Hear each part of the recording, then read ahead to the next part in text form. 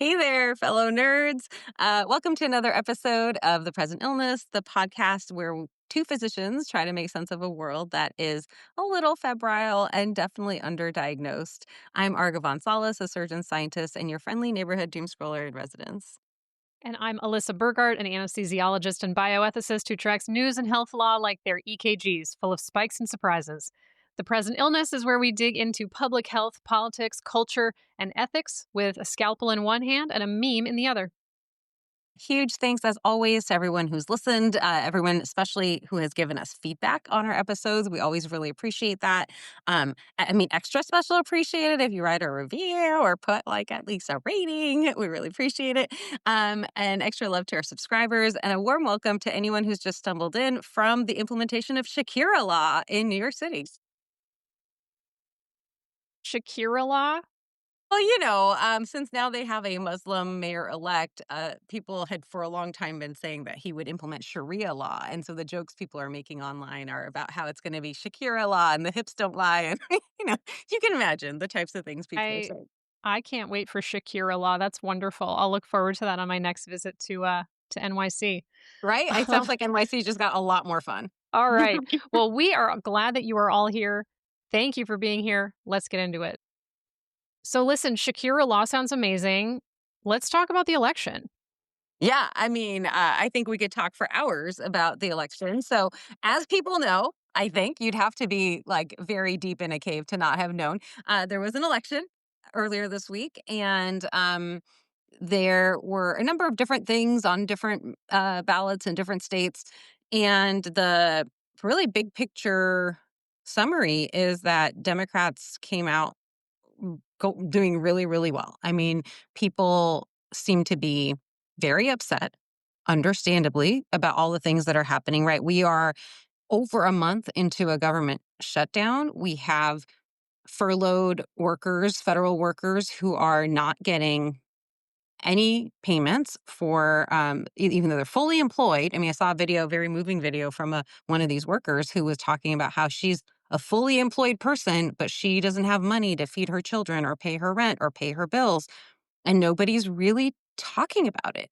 Honestly, to be fair to her, we've talked a lot more in general in our society and in media about SNAP than we have about these furloughed workers. And she pointed out, too, that some of her colleagues are still working and may or may not ever get paid for the time that they're spending. So we've got a government shutdown.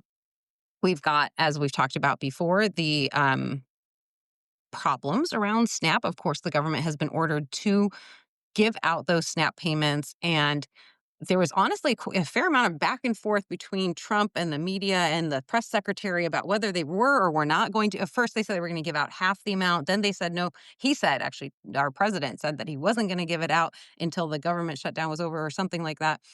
But then Caroline Leavitt said, "Oh no, we're complying." Anyway, so very messy around whether people were going to get their SNAP benefits or not. We've got people starting to see their premiums rising for the Affordable Care Act because those data have become available now for how much their health insurance is going to cost. And we knew those numbers were going to go up, and people are seeing it, and so they're angry. There's so many other things broader than that, but even in just this moment where people find themselves going to drop off their mail-in ballots or going to the voting booth, there's a lot to be upset about. Oh, I didn't even mention, right, ICE and the 170 plus US citizens who have been detained, the constant videos. If you're like me, you're seeing every day multiple videos of somebody being dragged out of, just this week, there was someone being dragged out of a daycare facility.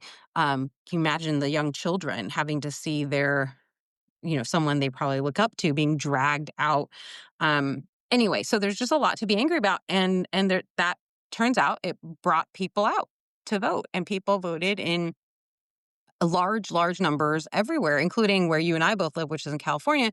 And we had extraordinarily high voter turnout, even though, like in my county, literally the only thing I voted on was the gerrymandering, right? Like whether we can redistrict here in California to counter the gerrymandering plans that have been put in places like Texas. Yeah, And Prop we still 50. had, right, Prop 50, thank you. And so, one, I think just the voter turnout is a story. But two, I mean, it is unprecedented. I have a hard time thinking of when we've had such a pretty clean sweep for people coming out in support of Democrats. Even there was one person who had said like they didn't even like the candidate, but they were going to vote for that person instead of voting for fascism. Like that's what they see on the other side. Right. And we have some really interesting data around men and women's voting practices in this election. For example, well, I should say back to just the fall 2024 election, there was much that was written and said about how young men weren't voting for Democrats. And I'll just say that Abigail Spanberger, who was elected governor of Virginia, she won men among men 18 to 29 by 14 points.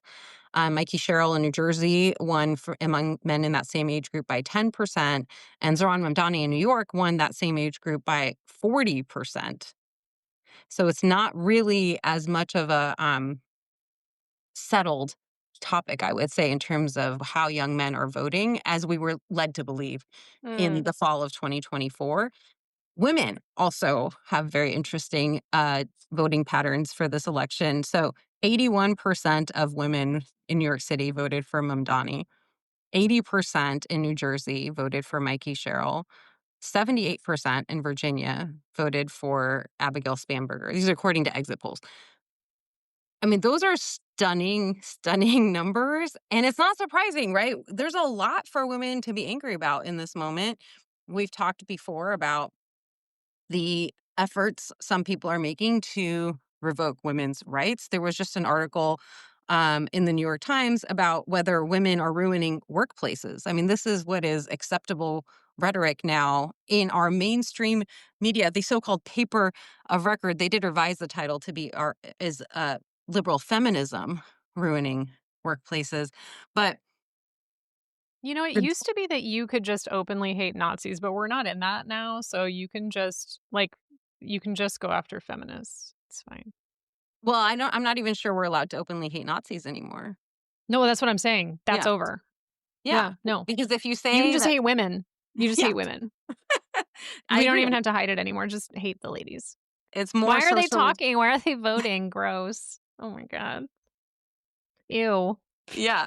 Well, and as we talked about before, folks may remember a couple episodes we talked about Pastor Joel Webbin and how upset he was about loud women, right? So he's Mm. God, I done love another being obnoxious. I love being obnoxious. Thank you. Thank you for noticing. well, he's done a more recent recording of his podcast the day after, I believe, the election, where he talked about how women aren't meant for politics. And we really don't understand politics, so we really shouldn't have a vote. And he has posted publicly on Twitter about how it's time to repeal the 19th Amendment. And I want to just point out that part of And the reason but hang on now. The 19th Amendment, just for anyone who doesn't know, that is the amendment that got women the ability to vote in America. correct. M White women primarily, but yes, that was how we originally got the right to vote, and he has said that that's a mistake essentially, right? That women don't need to vote, shouldn't vote because we don't we shouldn't worry our pretty little heads about things like What's so politics. funny, it's so funny because those were literally the same arguments that prevented the passing of the 19th Amendment for many years. Right, but so that's why they're back to that, saying that we because they've seen look, I mean, like, the numbers I just read to you, they're seeing that women do have voices and we do want to express ourselves and we will do so at the voting booth. And that is really scary to people whose entire platform is subjugating women, right? And so giving us that ability to vote is going counter to their agenda. I do want to just add in some other data points here so that people get a sense of, kind of the fullness of the victory for the Democratic Party, despite the fact that the Democratic Party, I think a lot of us would feel, certainly I would feel, has let us down significantly in the last year. So this is not, I just want to be clear, I'm not like endorsing the Democratic Party. Just to I be clear. also just the other thing, like you said earlier about how some guy was like, "Oh, yeah, I don't even like this candidate, but I don't wanna vote for fascism." I'm like, that's I feel like isn't that just the motto of the Democratic Party? Like, they should really just embrace that, like, we're not fascists. That's actually all people are looking for right now. I would just love to not live in a totalitarian government. Yeah. To not live Yeah, in and I a government where we're murdering people in the ocean every day and just, like, proudly proclaiming it with no I consequences. well, and I mean, I was talking to my friends that live in Chicago, and, like, it just sounds so exhausting what they are going through right now because, just being occupied. Anyway, yeah, I'm with you, like, I mean, I'll vote for the Democrats if they, like, actually do something useful, so sure. I'm very happy that how things went yesterday, and the bar's pretty low, Bar is just to be very clear. low. The bar's And, low. well, I think there's a couple things. Okay. One is, wait, whatever folks may think of Zoran Mandani and the Sharia law that he's definitely not installing. I mean, it's worth noting that his entire transition team is women. And if you were going to install some sort of like Muslim theocratic state, that's not what you would do. But anyway, But on that point though, before you move on, I mhm, am not worried about Sharia law. Do you know what I'm worried about? I'm worried about Christian nationalist law. When you talk about we don't want women to have to write the vote, women should have to stay at home, women's place is in the home, women should be seen and not heard. That's Christian nationalism. That yeah. is going to a Christian nationalist perspective. And so it is so ironic to hear people do this just dog whistle nonsense like, oh no, now that there's a Muslim, they're going to make us all be Muslims. That's not the threat, America. The threat is the Christians. It is the white Christians who are the threat. And it's a distraction, right? Like, I know people like to say that about lots of things, and I don't know that everything is a distraction, but I do think the Islamophobia right now is definitely a distraction from the Christian nationalism, the rise in Christian nationalism. Don't look over here, look over there.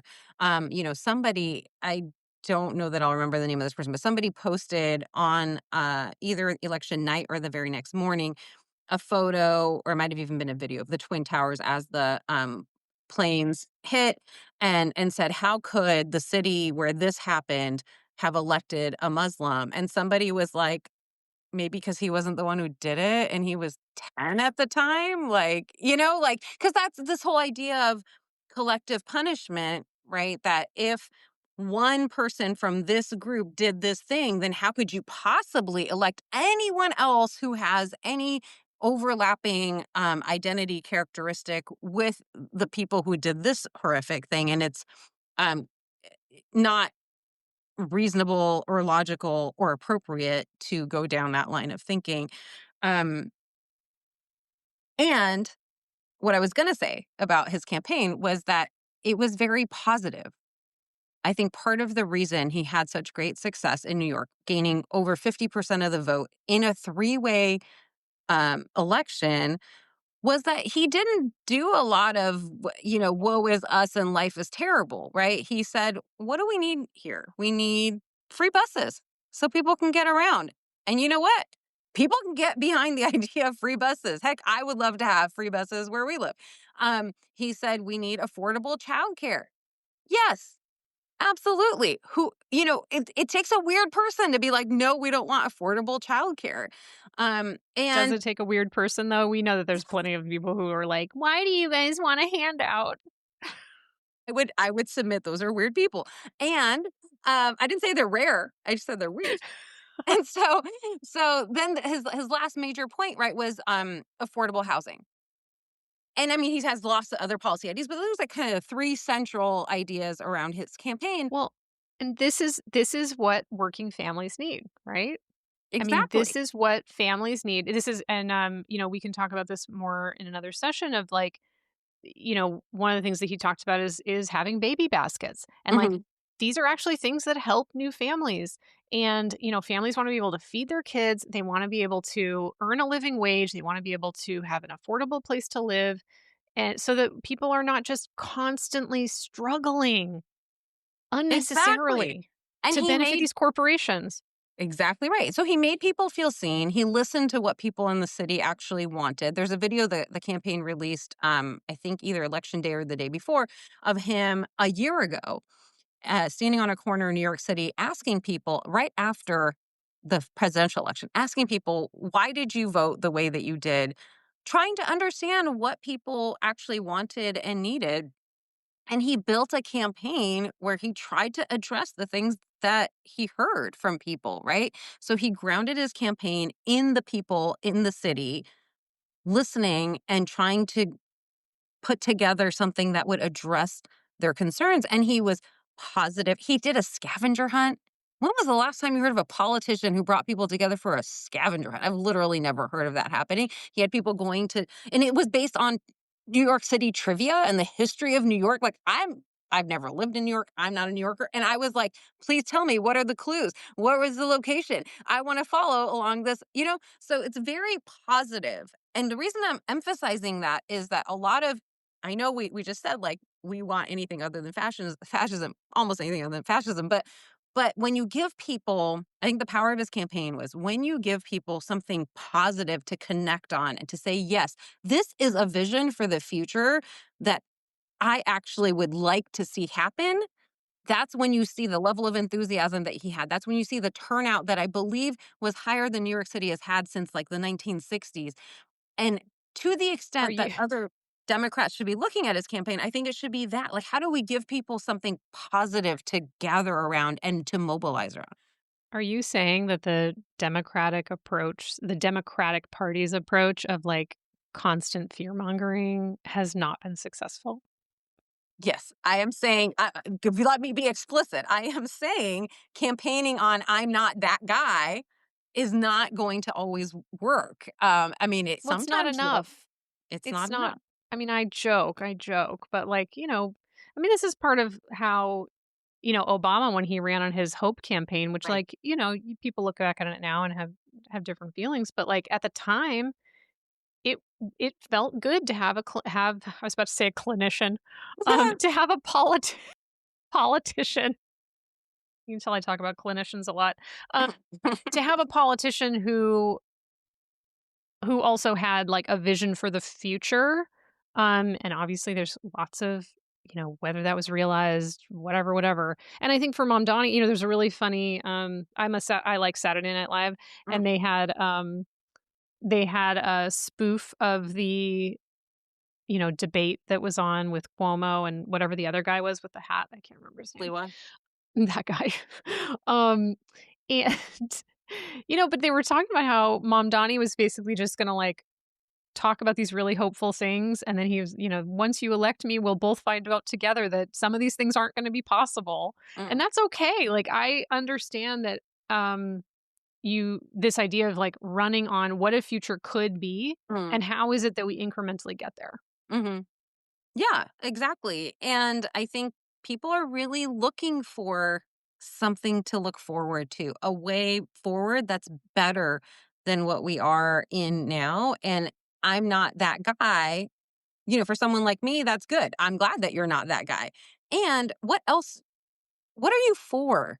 And I want to just highlight one more thing about that this specific campaign, which was that they really were inclusive. I mean, people use that word in all sorts of ways, but what I mean is when Mamdani spoke, like in his acceptance speech, in his victory speech, he referenced so many different groups of people, including aunties, but also trans people and also immigrants. And it wasn't a campaign of exclusion, which I feel we see so much exclusion in political campaigns.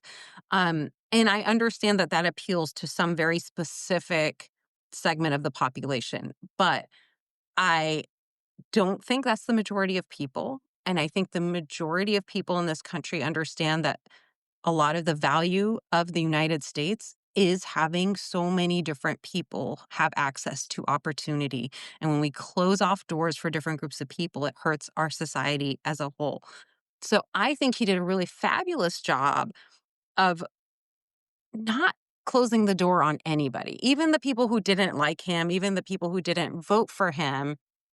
He was very explicit about wanting to help everyone. And the part of the reason I'm emphasizing that is even other Democratic politicians currently who are, maybe trying to position themselves for a presidential run or otherwise hold some kind of high office, I've been very disappointed to see throwing trans people, for example, under the bus.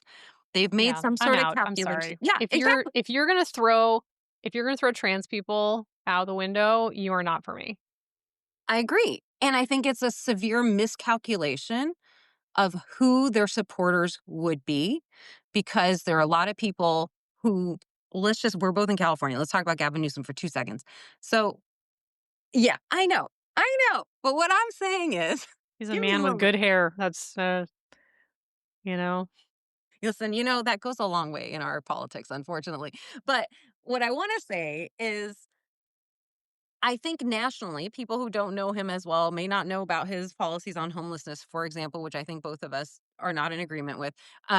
But people nationally are seeing, well, here's a guy who's not afraid to speak directly to Trump and to say, I will not stand for invasion of the cities in my state. I will not stand for these terrible policies. People deserve to be fed, et cetera. So I think external to California, a lot of people are seeing him as a guy who's willing, one of the few, to give him credit, who's willing to stand up and say, "No, I'm not going along with this." And he was very quick to say some not helpful things about trans people on his podcast and to kind of basically sacrifice trans people in that way. And for people like me, I'm just like you. That's a no for me. Like, that's a deal breaker. We're done. Because if you're going to throw them under the bus, well, first of all, it's wrong and it's unethical. It is immoral. And it suggests to me that you don't have principles. And I don't know who else you're going to throw under the bus. I cannot trust you if you think that you can use people as chips in your political game. I'm never going to be on board with that. And what Zohran Mamdani showed was that he didn't have to do that. I mean, he went to rallies with trans people. He had trans people helping It's it's inform his policy around trans people. And, yeah. And this is where it's more than he didn't have to do that. He actively chose not to do that. correct, correct. And he won. I mean, he won And he handily. won big. Exactly. And so to me, there's a message there for some of the kind of more um, party line Democratic politicians who've been in the Democratic Party for a really long time, who've been on the scene for a really long time, who listen to, I don't know who, pundits or pollsters or whoever they're getting their information from, instead of listening to the people. And I think that's what Mamdani did really well, was listening to the people. And I wish that Gavin and Pete Buttigieg is the other one that comes to mind, who also, like, Mhm. generally, I agree with a lot of what Pete has said. I like that he goes on Fox News and speaks to people who have a different perspective. But he also was like willing to just basically betray trans people. And again, that's a hard line for me. I hope that people like them are seeing what's happening now and recognizing that they've made a miscalculation, that what voters want is authenticity and voters want people with principle. If you cannot be for everyone, then you are not for me as a voter. Well, so the other thing I think that's important to talk about when we talk about Mamdani, like he won despite I mean, he basically ran against the Democratic Party also because the Democratic Party was like behind Cuomo. Gross. Like that's how out of touch, as far as I can tell, that's how out of touch the party is. Yeah, the party's terrible. I mean, they're really not showing up in for this moment the way that I think most voters want them to. And if we weren't in such a terrible, terrible political moment, I don't think they would have seen the outcomes that they did, right? If the situation were not so dire, I don't think all of these races would have gone the way they did. Although I don't want to take away from these specific candidates. Like, I think these specific candidates also did I mean, the ones that I know, I think did a really good job of speaking to the moment and taking advantage and connecting with voters. And I think, what we see, because we talked a lot about New York City and the obvious thing to say there is, well, it's a blue city. What did you expect? Fine. What about Virginia, right? Abigail Spanberger won, and the Virginia House of Delegates flipped, I believe it was 13 seats, so that they Mhm. went from 51-49 to 64-36. That's a pretty big deal. And that's Virginia. That's not a blue state. Georgia had two statewide elections that went to Democratic candidates. Mississippi, for the first time in, I think, well, I won't say exactly how many years, but in a while, lost their Republican supermajority. You know, Many decades. last I checked, Mississippi is also not a blue state. Georgia is also not a blue state. So that was Mike Johnson who had said that. He said, well, the election went as we expected. These were all blue states and blue cities. And no, sir. No, sir. And What Pennsylvania a retained, convenient what a convenient reframe though. Thanks of for course. trying that. Of course. I was surprised he even knew that the election had happened or that there were any results. I was expecting it. Oh, there was an election. I'm just hearing about it now. That's what I thought he was going to say. But anyway, so the point is, there's the Pennsylvania Supreme Court also retained the Democratic majority. There was also, as we were talking about earlier, before we started recording, we were talking about Bucks County in Pennsylvania, where they ousted all Republicans from both school boards in that county. Um, anyway, My a lot of girlfriend lives folks. there. She's so excited. Yeah. I mean, people want something positive to Okay. look forward to. Okay. But I have to tell you a funny story. So apparently in that election in Bucks County, the sheriff, who is this like, hardline Republican, his ads apparently for his own campaign were basically talking about how much he loves ICE and is like really going to work with ICE. And he had implemented policies while in office in alignment with that. And so when my girlfriend saw these, like she thought those were opposition ads, like to point that out. And then when she looked into it, she was like, "Oh no, that those were his campaign posters." So it was like he was like advertising against his own campaign because he thought that that's what people in Bucks County really wanted, I guess. And the He people didn't have read the room. spoken. They did not. Yeah, I think, listen, if you are in a bubble, which I think some of these folks are, and you're believing the things that Mike Johnson is saying and the things that the president is saying and the things that JD Vance is saying, then of course you would have a pro ICE message. But that is very much out of tune with the majority of voters. I mean, really any poll that I've At seen, least the majority of voters who turned out. when you even look at polls that aren't necessarily polling voters, people in this country are very concerned. The majority of people in this country are very concerned about what our Department of Homeland Security has been doing across party lines, more in the Democratic Party than in the Republican Party, but still the majority of people are like, what are we doing here? Like, we cannot be just dragging people out into Yeah, the that street. is that is the logical response to what we are seeing. Exactly. Truly. Um, Okay, sorry, go ahead. well, I just think that it's also whenever I think about election results, I just also think about what was voter turnout and who is it that shows up to vote, who is it that's whose votes are not being suppressed, who is it who feels they have a stake in what's going on. And so I just think it's important that when we contextualize the voter turnout, we recognize that it doesn't represent everybody who could vote because a lot of people still didn't vote. Absolutely. Yes.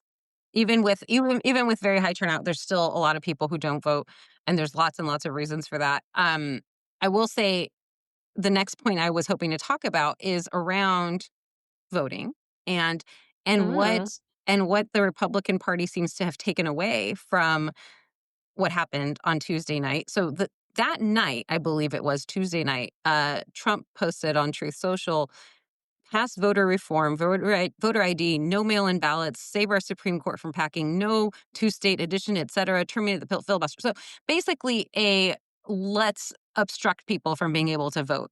Like that was his takeaway.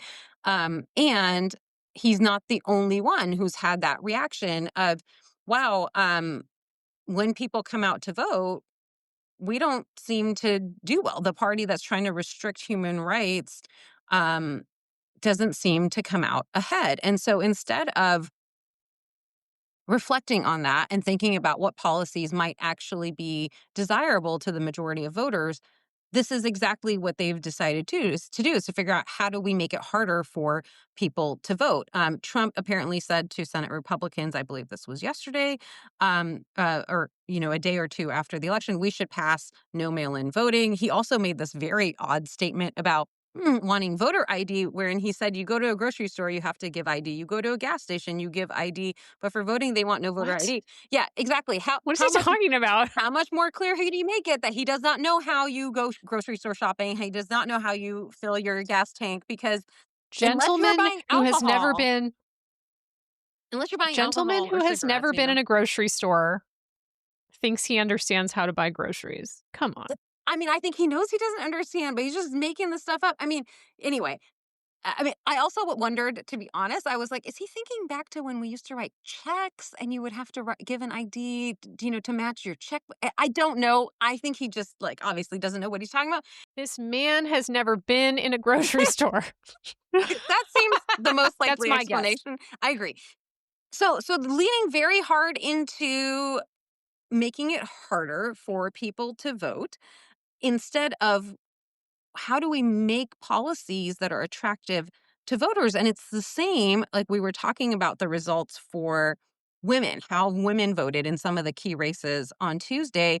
And immediately after, what started to happen online was calls for repealing the 19th. So folks may remember, if they listened to our episode from a few weeks ago with Pastor Joel Webben, um, that he was already talking about, how women are too loud. But he said the lesson is not from the election. The lesson is not to appeal to liberal women. The lesson is to repeal women's right to vote. You don't argue with insanity. You mitigate it. Suggesting that women voting is in and of itself insanity, or that the women who are voting are insane, or whatever it is, but that we don't have the right, which is very consistent with what he said in that podcast episode I was referencing. And there was a slew of other, I will say mostly men, that I saw posting the same thing, with one of them saying repealing the 19th is the moderate position at this point. I mean, that's how much in a bubble that person is, that they actually, I mean, I'm assuming they actually believe what they're saying. Of course, they might just be saying it, But but also, if that's the moderate position, I don't understand what's the other end of that ideal to what's this the person. extreme? I don't Yeah. know, cutting our heads off? I'm not sure. Um, that doesn't seem good. Whatever direction that's going doesn't seem good. Um, and I think it's I think it says a lot about a party that is not willing to be in any way introspective and instead doubles down on, I mean, Mike Johnson also said this, like, we're going to continue on with our policies. These are great policies. And, like, from the perspective of someone who would like to see them lose, because again, I'm for human rights. Um, I don't mind that that's his takeaway, because I think it guarantees they're going to lose big in 2026 if we're able to have elections in 2026.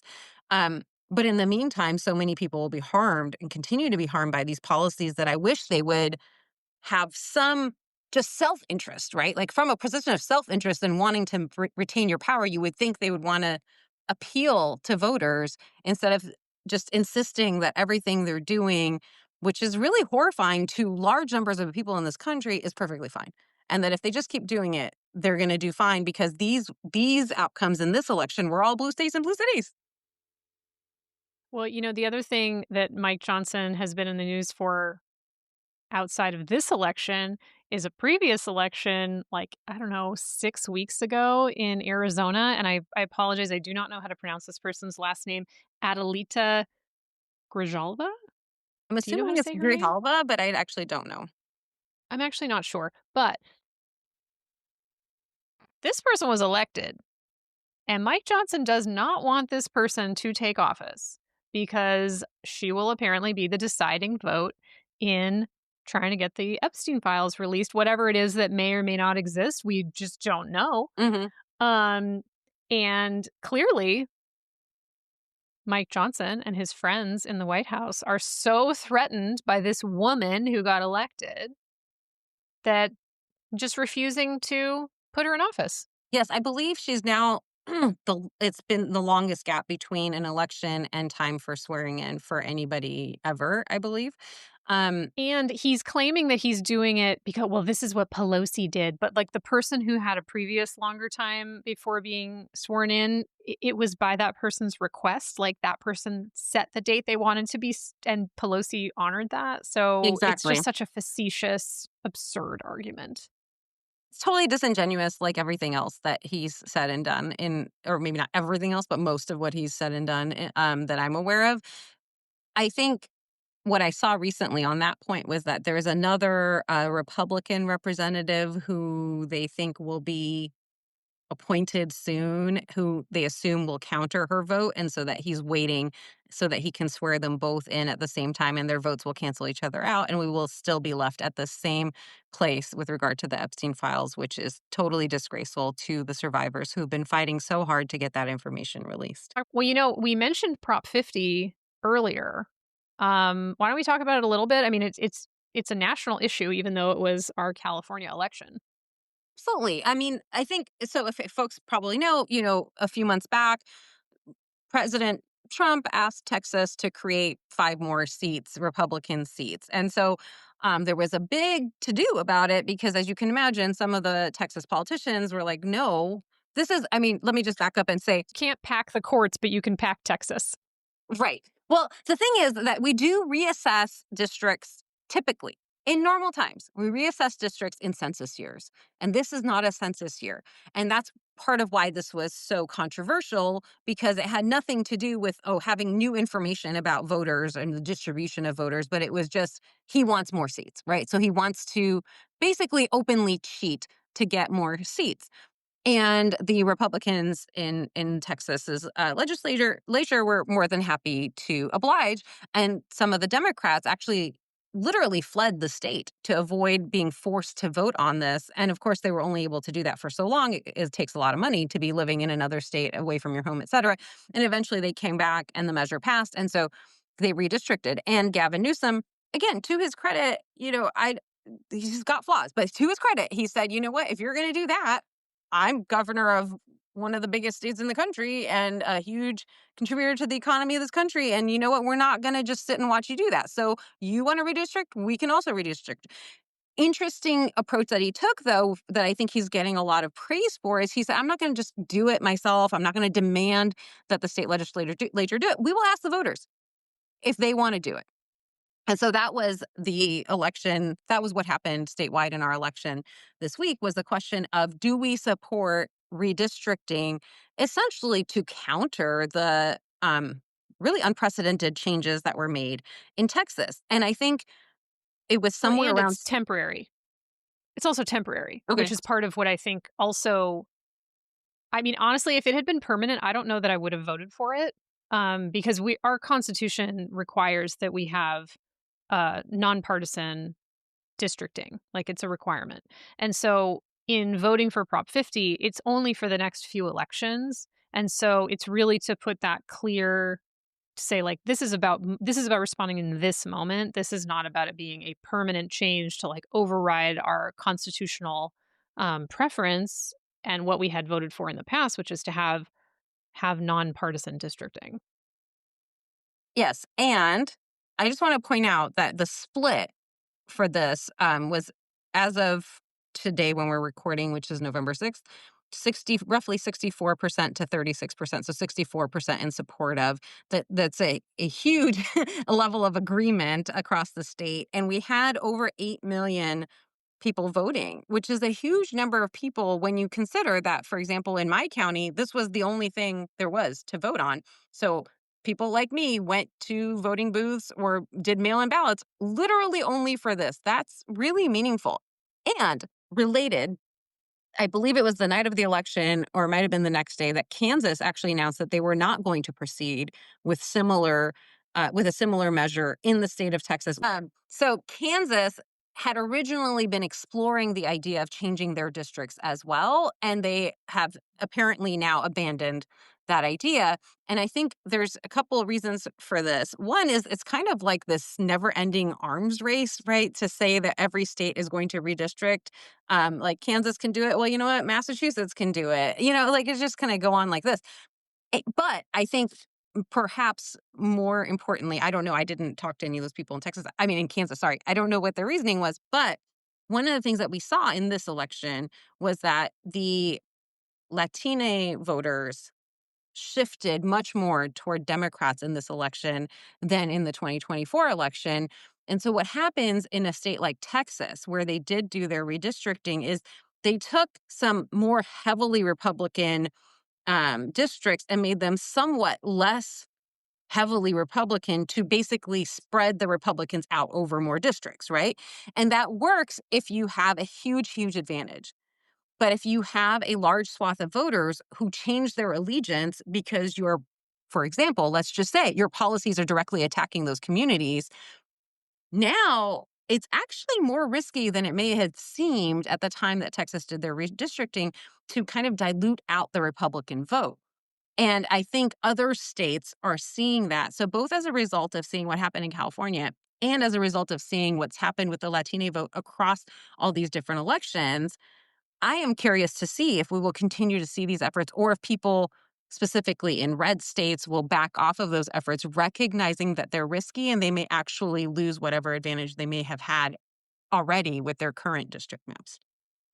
I mean, I think gerrymandering is just the worst and we just shouldn't do it because and this is you see this right like playing out across the country this like absurd gamesmanship over like who can redistrict things to make everything to their advantage and it's like all of this behavior just serves to make this whole like us versus them attitude about society just worse and worse and worse because it just whichever group is doing it just comes out looking like greedy monsters and I don't understand why we keep letting them do it. It's we deserve better, America. We deserve better. And I don't think it's just greedy. It's cheating. It's admitting that the way the lines are currently drawn are not to my benefit, and I'm gonna redraw them to make it easier for me to win. I mean, in any other game, that's changing the rules to make it easier for you to win is considered cheating. Like, that's what that Yeah. Well, is. I mean, this is we talked earlier about, voter suppression and like what is voter suppression but just trying to cheat the system. And again, we deserve better, America. We all deserve better. Yeah, let's hope we get it. So I didn't have a chance to talk about this last week, but I mentioned previously that I had gone to Portland for the American Society of Bioethics and Humanities national meeting, and it's one of my favorite meetings because it's pretty small, like compared to the anesthesiology meeting is really big, and it's kind of I don't know. It's fun, but it's a little overwhelming. So these like smaller organizations, it's fun. I got to see so many of my awesome friends who are ethicists. I got to meet Evan, the bioethicist, in person. We've been online friends for a long time, and so I got to like hang out with them at the meeting. And I had invited them to be on a couple of panels, and so it was super cool to also see. There's a lot more ethicists who are realizing like wow we do need to have more conversations that are sort of external and that we can't just Mm, ignore everything that's going on online because of course it's showing up in clinics and it's showing up in mhm. hospitals and in all the ways you and I have been talking about so it was super fun to bring Evan in.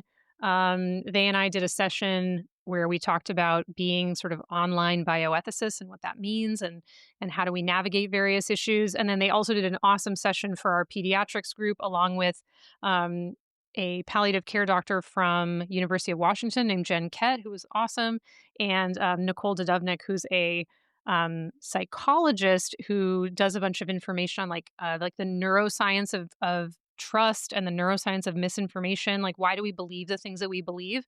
And so we had the three of them on a panel for a lot of our pediatric ethics community, and it was on fire. They did such a great job, really talking about sort of strategies that we can all use in terms of having these difficult conversations about when just kind of interesting unvetted ideas show up in healthcare, like how is it that we can deal with that and how can we, really invest in our patients and our families and building that trust. So that was super fun. And then I got to be on a fabulous panel all about, I had two different panels I was on. One was all about disability justice Mm, and sort of how ableism shows up in the hospital. And so we had a lineup of scholars talking about just the really tangible ways that ableism shows up in the way that we're educated as clinicians, the ways that it shows up amongst clinicians who are, don't necessarily realize that some of the things that we mm, do are actually very much in opposition to the well-being of people who have disabilities. We talked a lot about quality of life determinations and how fraught that concept is, which was mm. super interesting. And then the other panel that I was on was all about reproductive justice. And we were really talking about how, there's still a lot of talk, obviously, and necessarily about abortion in the news, but there's so many other negative consequences and so much more nuance around that. And so it was a really great panel talking about sort of data suppression in the post Dobbs context, how we're not collecting as much data nationally as we used to in terms of maternal morbidity and mortality. There's data suppression in certain states where they're just not collecting this data the Hmm. same way or they're not releasing it. Data that's just not being put out into the public at all, or it's being delayed. And then we also talked about how we have such a long history of reproductive care being grounded in racism. So many of the things for people who are familiar, for example, with Marion Sims, who is Hmm. often considered, the grandfather or whatever, the founder of gynecology, did all of this research on enslaved women who were not anesthetized.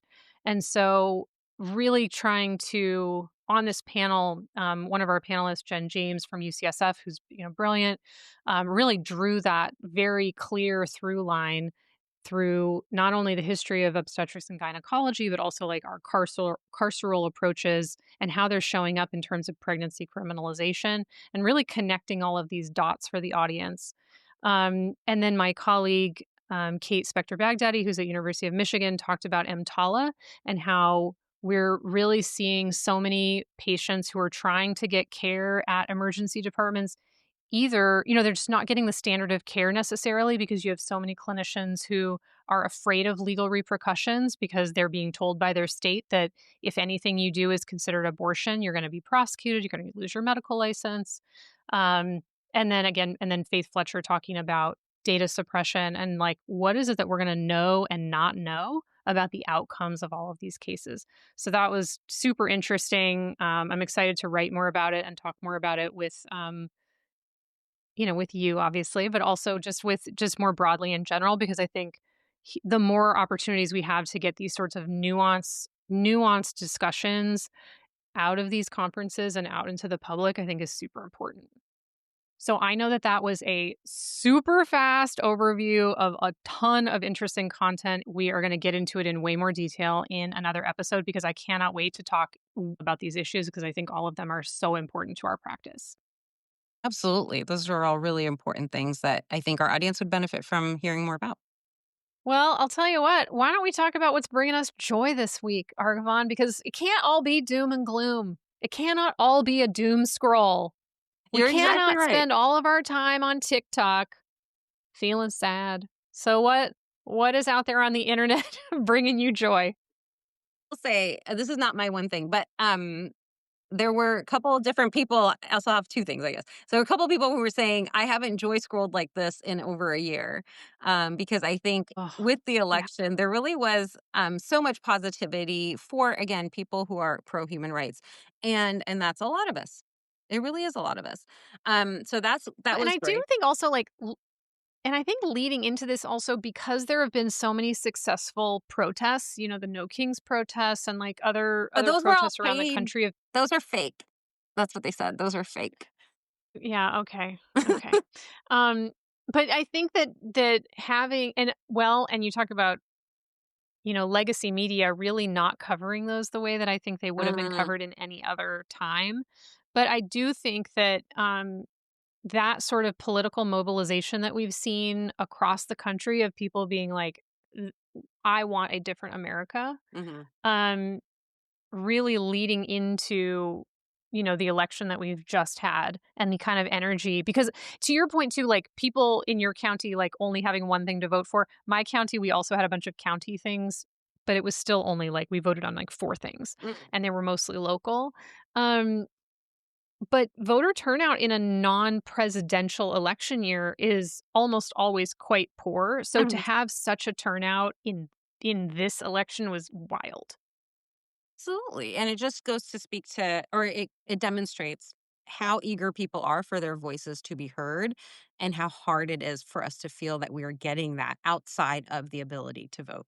Okay, the other thing that I was actually going to say for my thing that was bringing me joy is that there's a comedian on social media named Vinny. I think his username or their username is Vinay. It's like Vinay. Yeah. Um, and they had put out a video that I saw today, November 6th, but I don't know actually when they put it out. But it was Andrew Cuomo taking an elocution lesson, where he tries to pronounce people's names. And the one that he just like really, really struggles with is Ron Mamdani. And the number of ways that Vinay came up with to not get that name right is pretty impressive. And he's a talented, they're a talented comedian. So anyway, we'll put a link in the show notes for people to check that out. And Okay, so what's we're gonna bringing you joy? see. Yeah.